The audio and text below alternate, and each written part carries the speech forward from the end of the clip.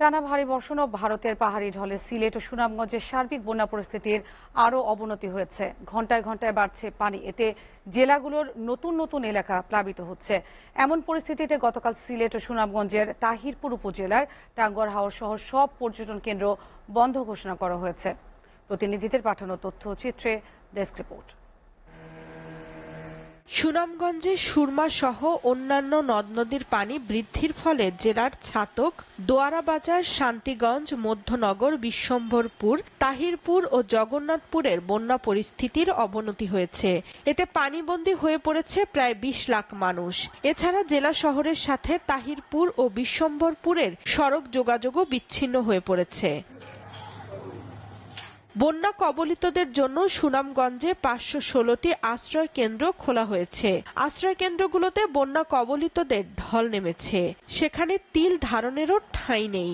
পরিস্থিতির অবনতির কারণে টাঙ্গুয়ার হাওর সহ তাহিরপুর উপজেলার সব পর্যটন কেন্দ্র বন্ধ ঘোষণা করা হয়েছে। এদিকে সিলেট জেলার কোম্পানীগঞ্জ, গোয়াইনঘাট, কানাইঘাট ও জৈন্তাপুর উপজেলায় বন্যা পরিস্থিতির ব্যাপক অবনতি হয়েছে। এতে প্রায় ৪০ লাখ মানুষ পানিবন্দী হয়ে পড়েছে।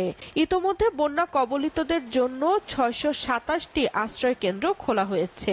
তবে আশ্রয় কেন্দ্রেও পানি ওঠায় বিপাকে পড়েছেন অনেকে। আবার কেউ কেউ আশ্রয় কেন্দ্রে ঠাঁই না পেয়ে নির্মাণাধীন ভবনেও আশ্রয় নিচ্ছেন। এছাড়া বন্যার পানি সিলেট শহরেও ঢুকে পড়েছে। বৃষ্টি ও উজান থেকে নেমে আসা ঢলে কুড়িগ্রামে ব্রহ্মপুত্র, ধরলা, দুধকুমার ও তিস্তার পানি বৃদ্ধি অব্যাহত রয়েছে। গত ২৪ ঘন্টায় তিস্তার পানি বৃদ্ধি পেয়ে কাউনিয়া পয়েন্টে বিপদসীমার ১৫ সেন্টিমিটার ও দুধকুমার নদের পানি বৃদ্ধি পেয়ে পাটেশ্বরী পয়েন্টে বিপদসীমার ১০ সেন্টিমিটার উপর দিয়ে প্রবাহিত হচ্ছে। অপরদিকে ধরলা ও ব্রহ্মপুত্র নদীর পানি হু হু করে বৃদ্ধি পাচ্ছে। লালমনিরহাট জেলার বিভিন্ন এলাকায় নদী তীরবর্তী নিম্নাঞ্চল ও চরাঞ্চলের বিভিন্ন এলাকায় পানি উঠতে শুরু করেছে। তলিয়ে যাচ্ছে ধান ও পাট ক্ষেত সহ ফসলি জমি। আবারও বন্যার আশঙ্কা করছেন নদী পাড়ের বাসিন্দারা। SATV news desk.